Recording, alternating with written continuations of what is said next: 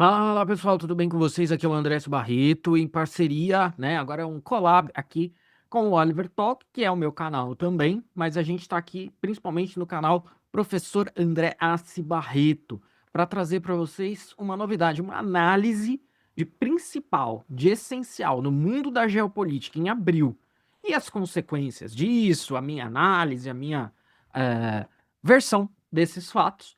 Fica aqui com a gente que eu vou contar tudo para vocês, mas é importante que você fique até o final. E é importante também que você dê like no vídeo, que você se inscreva, que você compartilhe com amigos, com pessoas que podem se interessar pela reflexão que a gente vai travar aqui, beleza? Conto com vocês para turbinar esse nosso conteúdo, tá bom, gente? Muito obrigado. Então vamos lá. É um boletim geopolítico, Mundo em Alerta Máximo, relatório tático de abril de 2026. Então, uma coisa que eu gostaria de destacar já logo de cara, né, logo de início, que nas redes sociais a gente tem aquele fenômeno do a coisa do momento, né? Então tá todo mundo falando e opinando loucamente sobre a coisa do momento. E a coisa do momento anterior, né? A coisa do momento que estava acontecendo agora há pouco fica esquecida, né? Às vezes ela tem uma pausa, tá? Mas às vezes a coisa continua em chamas, mas ela fica esquecida, né? Pelos comentariólogos, né? Pelos tudólogos de rede social. Né? O sujeito comenta teologia de manhã, geopolítica à tarde, bioquímica à noite, e esse é o mundo das redes sociais, né? Então a minha ideia é trazer aqui lembrar algumas coisas, né? Porque, por exemplo, se a gente vai falar de geopolítica nos últimos 30 dias, é óbvio que a gente vai falar, por exemplo, do Irã, né? Do conflito Irã, Estados Unidos, Israel, Líbano e etc. Pelo menos isso vai ser posto na mesa, isso vai ser mencionado. Mas outras tretas, né? Para usar essa linguagem mais simples, continuam rolando, continuam passando outras águas embaixo da ponte. E o nosso mapinha aqui já alude a isso, né? Ucrânia, Rússia ali, né? Aquela coisa toda. China, Taiwan, Egito, Arábia Saudita. Bom, Arábia Saudita tá no pacote Israel e Irã, né? Mas, enfim, tem outros atores envolvidos, tem outras coisas acontecendo, e elas ficam esquecidas, negligenciadas, ficam embaixo do tapete, embaixo do pano.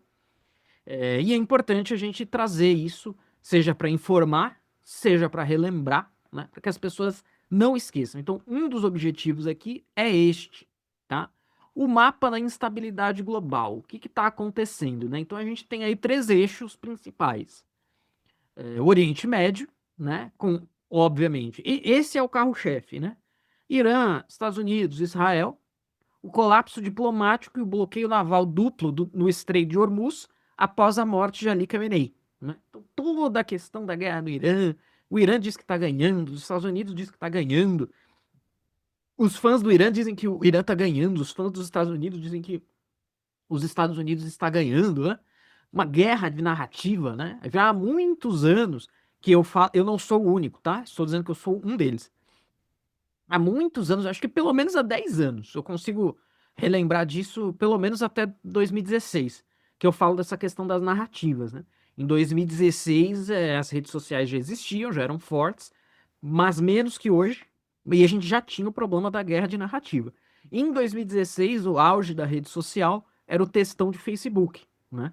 Então ali você já tinha um pouco de guerra de narrativa.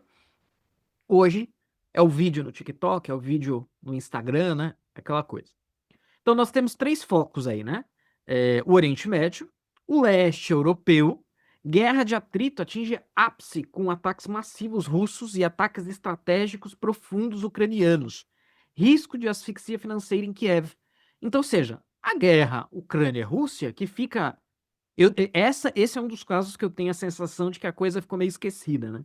Ela era a coisa do dia há pouco tempo atrás, e agora não é mais, num certo sentido, de que as pessoas não falam mais tanto, não lembram mais tanto, mas continua sendo, né? Continua passando água embaixo da ponte, não é pouca água, continua passando bastante. Mas é claro que os tudólogos agora é mais interessante falar do Irã. E na Ásia Pacífico, talvez esse seja o mais é negligenciado de todos. Um cerco invisível chinês isola Taiwan diplomaticamente e explora vulnerabilidades internas, né? Então isso tem sido dito muitas vezes, né? Que esses outros conflitos, né? Ah, se os Estados Unidos cedem a Ucrânia para a Rússia, né? Dependendo do que acontece com relação ao Irã, isso vai ter significados diferentes, né? Vão ser sinais diferentes, verde, vermelho, amarelo, para a China com relação a Taiwan, né? A água continua passando embaixo da ponte, igualmente, né, da mesma maneira, mas os tudólogos não estão dando a devida atenção, porque é mais interessante nesse momento falar de outra coisa, né? Claro, como que a coisa, vamos falar agora do Irã, né? A coisa toda começa quando, né? Estopim, né? Estopim é uma palavra importante, né? Quem não se lembra lá das aulas de história na escola, onde se fala, né? O estopim para a Primeira Guerra Mundial foi o assassinato do arquiduque do Império Austro-Húngaro Francisco Ferdinando, né? Então essa coisa de estopim. Aliás, esse é um dos problemas com o estudo de muita coisa, mas nesse caso especificamente da história, na escola, né?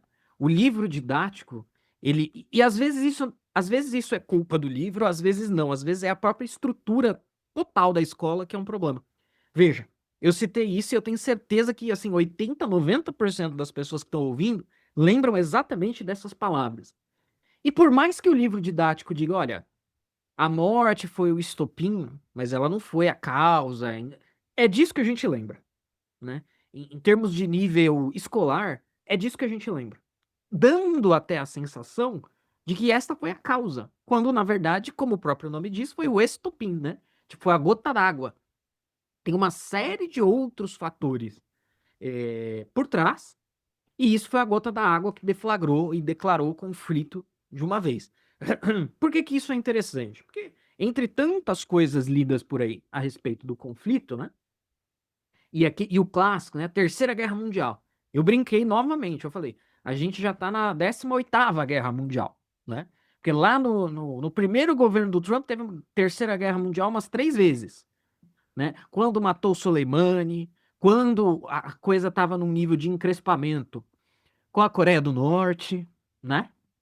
Ah, você tinha ali essa ideia e essa atmosfera de que não, agora a Terceira Guerra Mundial veio. E obviamente que nada disso veio. Esse é um lado da coisa, mas tem um outro, né? Vamos supor que as coisas escalem, né? Posteriormente, e que a gente tenha nomeado, né? Isso é uma coisa que as pessoas não entendem e que os livros didáticos não ajudam, né? Uma coisa é você nomear, outra coisa são os fatos se desenrolando, não é? E às vezes os fatos se desenrolam antes de ter a nomeação, né? Então, dependendo do que acontece aí, a gente pode chamar isso de Terceira Guerra Mundial. É que eu tô com ojeriza dessa expressão por causa desse uso indevido dela. Mas, não é? Dependendo, vamos supor. Inclusive, algumas pessoas colocaram essa narrativa que, mais uma vez, foi furada, né? Não, porque a Rússia vai ajudar o Irã, a China vai ajudar o Irã, e até ajudaram em certos sentidos, né? Mas não vai ajudar no sentido que as pessoas estavam imaginando. Ah, não, agora a China declara guerra contra os Estados Unidos em apoio ao Irã. Isso não vai acontecer. Não vai acontecer. Nunca que a China ia comprar essa briga por causa do Irã. Assim como foi dito quanto à Venezuela. Não, porque a China vai ajudar a Venezuela. Sim, ajudou mandando uns aviões lá, algumas coisas, um apoio implícito, comprando petróleo, essas coisas todas. Mas no sentido de não, me caça, sucaça. Mexeu com a Venezuela, mexeu comigo. Agora eu vou te atacar. Agora eu vou declarar guerra a você. Isso não vai acontecer. A China vai fazer isso única e exclusivamente por ela própria.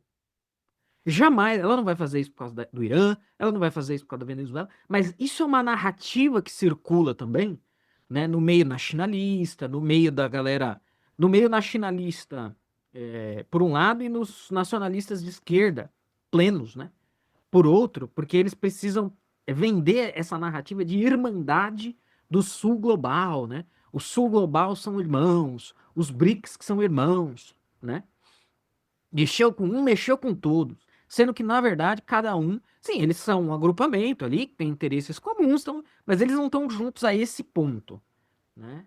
Ah, não, vou enfrentar os Estados Unidos, vou abrir uma guerra contra os Estados Unidos, vou comprar uma briga contra os Estados Unidos, porque ele mexeu com um dos BRICS, um dos países do sul global, né? Isso não vai acontecer. Essa é uma das narrativas, por exemplo, que circula aí nas análises mundo afora, né, internet afora sobre isso. E uma outra coisa que, voltando ao meu ponto inicial, é essa coisa de terceira guerra, né? Então, assim, o conflito, vamos supor, né, que esse conflito se escalasse, né? E posteriormente a coisa fosse nomeada Terceira Guerra Mundial. Isto que está acontecendo agora já estaria incluso, ou seja, a gente já estaria na Terceira Guerra Mundial, né? Não é a minha análise, mas eu só estou mencionando isso porque, às vezes, o fato vem antes do nome. O nome vem depois, com os estudos, né? Quando os historiadores e etc. se debruçam, né? E os especialistas e tal, não. Aqui foi o estopim. Aqui cruzou uma linha vermelha, não é? E aí começou, tá? Só para deixar esse ponto claro. Mas vamos lá, né? A Guerra do Irã. 28 de fevereiro, a gente teve a Operação Epic Fury, né? Conjunta dos Estados Unidos e Israel, atingindo a infraestrutura nuclear do Irã e eliminando o líder supremo Ali Khamenei. Então a gente tem aí um start muito claro, né, desse conflito nesse momento. 7 e 8 de abril, agora há pouco, hoje eu tô gravando aqui o vídeo dia 29. Cessar fogo provisório de 2 semanas mediado pelo Paquistão com o apoio da China. É que na verdade tem o acontecimento de março aqui que eu pulei, né? Em março, o Irã retalia com mísseis e inicia ataques a navios mercantes. O tráfego comercial colapsa em 70%, não é? A gente teve isso, teve o Irã atacando loucamente, né? Atacou quase todos os países ali do Oriente Médio, né? Atacou a Arábia Saudita, o Catar, aquela coisa toda. Num claro movimento de ameaça, né? E por fim, aqui no dia 13 de abril, os Estados Unidos iniciam um bloqueio naval a portos iranianos. Irã recusa reabertura total. E a gente tem nessa segunda fase desses acontecimentos essa questão do Irã bloqueando o Estreito de Hormuz e muitos analistas da mídia oficial, né? Guga Chakra, Lorival Santana, essa turma da mídia tradicional, falando, né? Emplacando uma outra narrativa. Qual que é a narrativa? Não, o Estreito de Hormuz é a verdadeira arma nuclear do Irã, né? É aí que o Irã vai chantagear, é aí que o Irã vai conseguir tirar vantagem, né? E eu acho que os acontecimentos mais recentes vêm mostrando que isso também é uma furada, né? Resumo: o mundo enfrenta o maior choque energético desde os anos 70, né? Isso é fato. O conflito causou esse problema. A gente chegou a... Eu não sei em que pé a coisa está exatamente hoje, né? Mas chegou a sair um estudo há pouco tempo dizendo, né? Que, sei lá, pensa em lugares mais isolados, né? Nas ilhas, Austrália, Nova Zelândia, Reino Unido. Eram países que estavam, assim, entre 2 semanas e 4, né? Entre 2 semanas e um mês de ficarem sem combustível, né? Principalmente para aviação, essa coisa toda, né? Não sei em que pé a coisa está exatamente hoje, mas há umas 2 semanas atrás a conversa era essa, né? Estrangulamento de Hormuz, o bloqueio duplo. Minas navais e ataques de drones, né? Então a coisa está bloqueada, porque se alguém passasse lá, você tinha mina, se o navio passar, tinha uma espécie de mina terrestre, só que marítima, né, naval, e ataques de drones da Guarda Revolucionária do Irã. E paralisação de 20% do comércio global de petróleo, tá? Razões óbvias, né? Você fechou ali um dos principais gargalos, o efeito é gigantesco. Então, e tudo isso gerou como impacto humano 20 mil marinheiros retidos, como impacto logístico 2 mil navios paralisados no Golfo Pérsico, e o tráfego atual, isso em mais ou menos 26, 27 de abril, é essencialmente zero. Está tendo uma certa passagem, uma certa liberação, mas muito baixa, num ritmo muito pequeno, né? E o bloqueio naval dos Estados Unidos de um lado e o bloqueio iraniano do outro, enfim, o miolo aqui está fechado. Uma coisa importante, tá, gente? É assim, Pelo que é informado, e a gente depende da informação que é divulgada. Eu não tenho informação de bastidor, né? Informação, e até nesse caso não é nem informação de bastidor, é informação de serviços secretos, né? A informação que é divulgada, a informação que é posta, é de que a marinha iraniana foi praticamente eliminada, não é? E que eles estão fazendo isso daí com lanchas, não é? Então, ou seja, me parece que não existe força, não existe fôlego para manter isso por muito tempo. Só que nós estamos, neste momento, nós estamos numa etapa de cessar-fogo, que tá aí meio na corda bamba, né? Aceita, não aceita, vai, não vai, mas a gente tá nisso, aparentemente. O choque econômico global, né? O que que isso causou? Né? Preço do petróleo Brent dispara, maior aumento mensal da história. Então a gente tava aqui, né? Ó, é que aqui, vamos lá, setembro, né, do ano passado, de setembro até dezembro do ano passado, menos de $40. Em janeiro aqui bate os 40. Em fevereiro, provavelmente chega aqui a 50. Depois tem uma queda, né? Mas quando a chapa esquenta mesmo, o negócio chega a 126 dólares por barril, tá? O que afeta também uma série de outras coisas, como está posto aqui, né? Então, fertilizantes. 30% das exportações globais de fertilizantes estão presas no Golfo. Alumínio e hélio, escassez global crítica devido à paralisação produtiva no Oriente Médio, porque durante os ataques, né, também foram atacadas muitas empresas, né, muitas indústrias iranianas, além da questão do tráfego, teve também a questão de ataques a empresas, a indústrias iranianas. Seguro marítimo, prêmios de risco multiplicados por 6, né? Porque a chance de você levar um drone, um míssil, né? A chance de você ir para o brejo é enorme, né? Tudo isso aumenta custos, né? A expansão do conflito no Levante. Aí a gente tem uma outra questão. Que como nós estamos agora num cessar-fogo que supostamente envolve o Líbano, mas na prática Israel continua operando ataques no Líbano, né? A gente tem um pouco da atenção mais voltada para isso, né? Para o Líbano. Então Israel está combatendo o Hezbollah dentro do Líbano. Então a gente tem faixa de Gaza e Líbano como uma certa expansão do conflito, né? Vale lembrar, a título de curiosidade, que o Hamas condenou os ataques do Irã aos demais países do Oriente Médio. Em que tempos vivemos, né, gente? O Hamas sendo o mais. Estando no lado razoável da discussão. Status na faixa de Gaza. Há um cessar-fogo frágil e eleições em meio aos escombros. Líbano, escalada massiva. Mais de 2.500 mortos desde o início de março com esse ataque israelense ao Hezbollah. Ação israelense na faixa de Gaza. Ataques direcionados destroem infraestrutura de governança, forças policiais e locais sistematicamente eliminadas. Ação de Israel na faixa de Gaza. Ação de Israel no Líbano.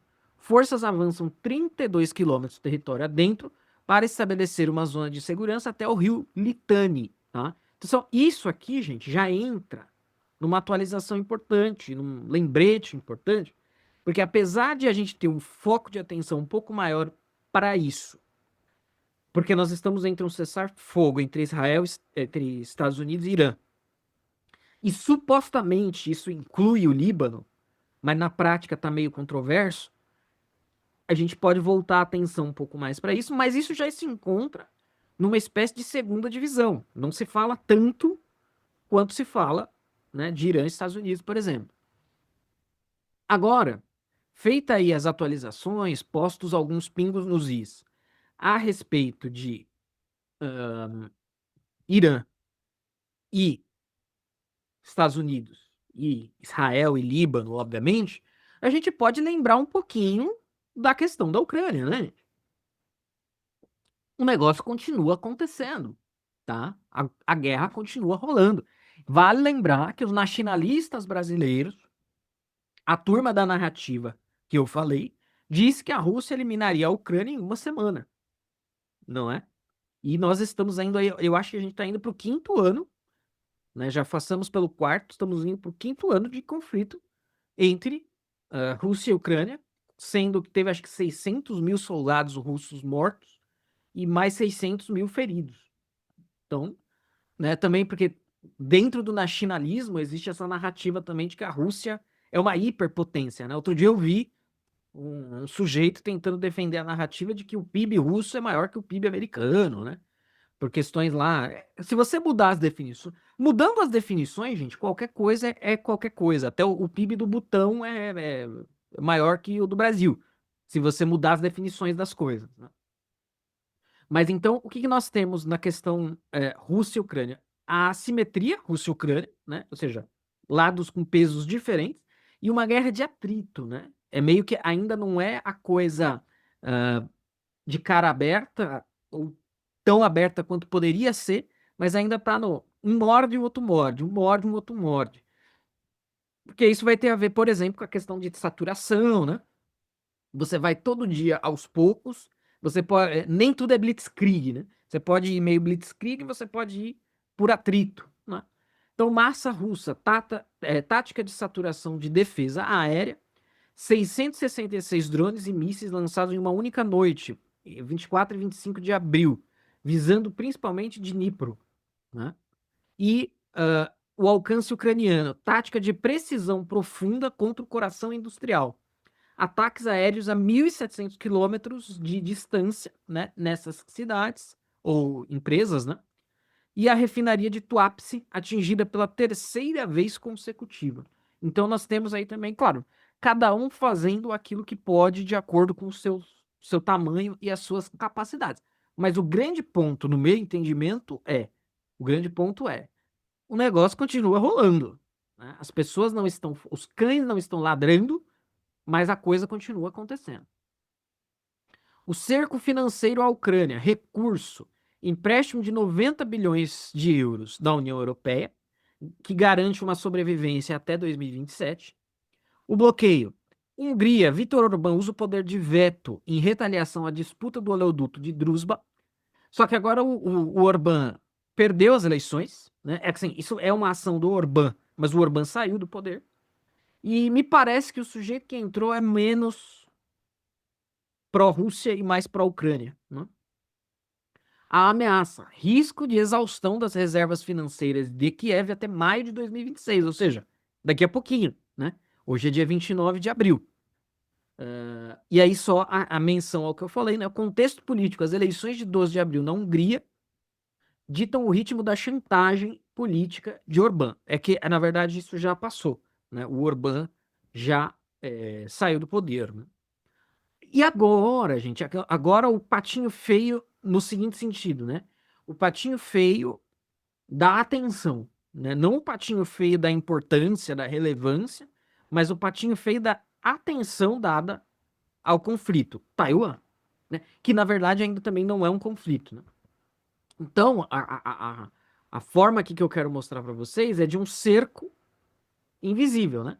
Que já vem de longa data, né? A China vai cercando, cercando, cercando Taiwan. Então você tem aí o círculo da economia, o círculo da espionagem e um círculo maior da diplomacia. Formas de pressionar Taiwan, né? De deixar Taiwan mais rendida, mais de joelhos, né? Então, economia, exercícios de bloqueio e simulação de asfixia logística sobre rotas de energia. Ainda sobre a questão econômica, exercícios de. Ah, não, é isso, né? Exercícios de bloqueio, simulação de asfixia logística, espionagem, guerra cognitiva. Pequim recruta soldados taiwaneses endividados para transmitir documentos e filmar declarações de rendição. Então, uma coisa meio psyop, né? Operação psicológica. E isolamento aéreo. Ilhas Seychelles e Madagascar invocam a política de uma só China para bloquear o espaço aéreo, o acesso, né, a Taiwan. Então, assim, a China não está dormindo. Isso eu tenho certeza, gente. Claro que o nacionalista ele vai admitir isso em parte, porque ele também precisa vender essa ideia de que a China é muito mais poderosa. Não que a China não seja poderosa, mas o nacionalista precisa vender a ideia de que a China é muito mais poderosa do que de fato é, né? Então, por um lado, ele vai concordar com isso, vai falar, não, a China tá mesmo encostando Taiwan na parede, mas o meu ponto é muito mais interessante para a China essas ações sobre Taiwan do que ficar é, entrando, comprando a briga de Irã, comprando a briga de Venezuela. Ela dá lá as declarações, né? Ela oferece inteligência, isso foi posto na mídia, né? A Rússia e a China usaram o Irã, assessoraram o Irã com inteligência, não é? Mas eles não vão colocar a cara deles a tapa por causa nem de Irã, nem de Venezuela e nem de nenhum outro país que não sejam eles próprios, né? O vácuo de liderança. A cúpula adiada, né? Encontro Trump-Xi Jinping adiado para 14 e 15 de maio devido à crise no Irã. Incerteza paira sobre acordos de comércio e tecnologia. Então, paira uma incerteza no ar. Paralisia da ONU, Conselho de Segurança travado. Rússia e China vetam proposta de intervenção para reabrir o Estreito de Hormuz. Então, a ajuda que a China e a Rússia dão para o Irã é esse tipo de ajuda, tá? Ruptura institucional. Em meio ao choque global do petróleo, os Emirados Árabes Unidos anunciam saída surpresa da OPEP, tá? Então, ou seja, tem muita coisa passando, acontecendo, que as pessoas talvez não estejam prestando atenção, e justamente a ideia aqui, com a ideia de boletim, é informar vocês disso, tá? Antes de acabar, gente, eu quero fazer aqui um anúncio. O link estará na descrição. O meu livro, meu lançamento mais recente, lançado agora, tá aí a data na tela, 23 de abril, A Meia-Noite da Civilização e Outros Escritos. Eu vou fazer um vídeo só sobre o livro em algum momento, provavelmente só depois do lançamento presencial, que vai ser aqui em São Paulo. Quem for de São Paulo, quiser ir, eu vou divulgar posteriormente endereço, data, horário, essas coisas. Será um prazer receber pessoas do canal lá e de outras redes sociais. Mas se você não for de São Paulo, se você tiver certeza que você não vai ser num dia de semana, num dia útil à noite, tá? Numa área de fácil acesso em São Paulo.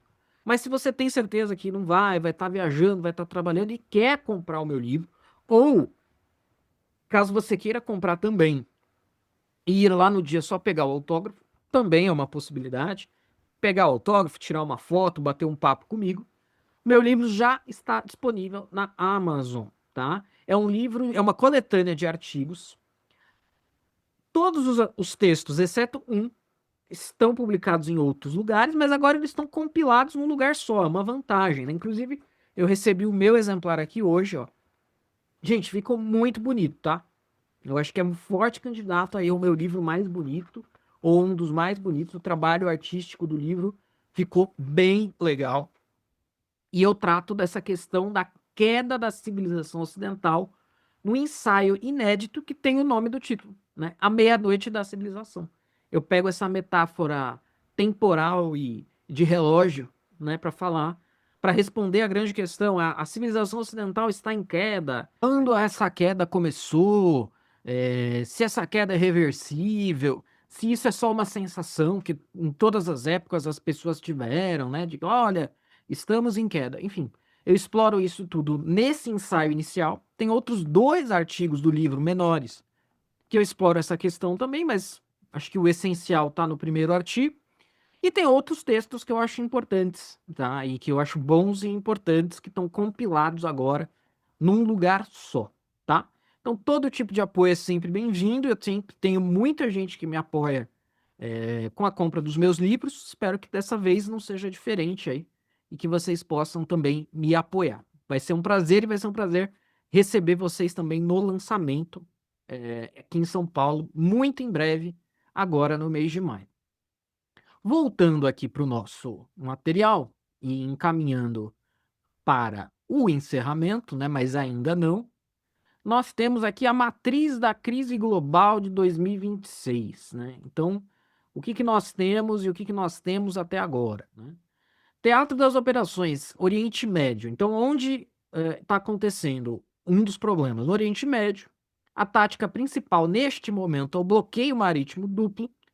O risco é o choque energético imediato em termos de petróleo e logística, e o status atual, mais recente, é o impasse e o bloqueio naval ativo do leste europeu com a Rússia e a Ucrânia, né?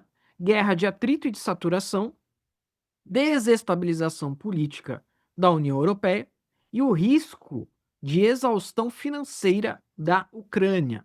E em termos de Ásia e Pacífico, né, China e Taiwan, nós temos um cerco híbrido e a espionagem, o risco de ruptura tecnológica, né, chips, que Taiwan é uma grande produtora, e nós temos uma escalada silenciosa, né? Silenciosa porque as ações são mais silenciosas, mas, como eu disse de forma muito importante, é uma questão também de não prestar atenção, né? Que é uma coisa que eu estou tentando sanar aqui com este boletim, tá? Resumo operacional, ou seja, o que nós temos aí na mesa em termos de abril de 2026?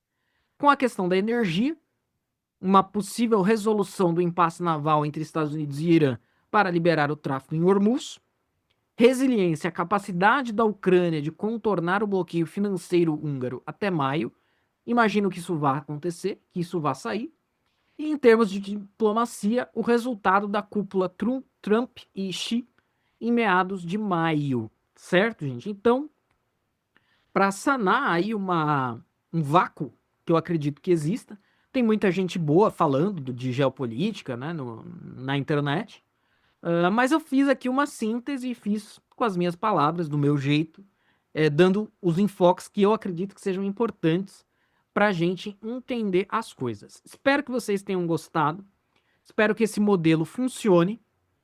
Se vocês tiverem gostado, por favor, digam, curtam, sejam membros dos canais, né? Principalmente do Oliver Talk. O meu canal ainda não tem essa área de membros. Sejam membros do Oliver Talk, façam doação via Pix, isso está na descrição, e nos ajudem, né? Mas a principal forma mais rápida e gratuita é curtir, é compartilhar, é hypar o vídeo. Se você fizer isso, já vai nos ajudar muito, e é rápido e gratuito, tá? Se vocês gostarem, eu pretendo fazer outras edições desse boletim futuramente aqui no YouTube. Um forte abraço a todos e até a próxima análise.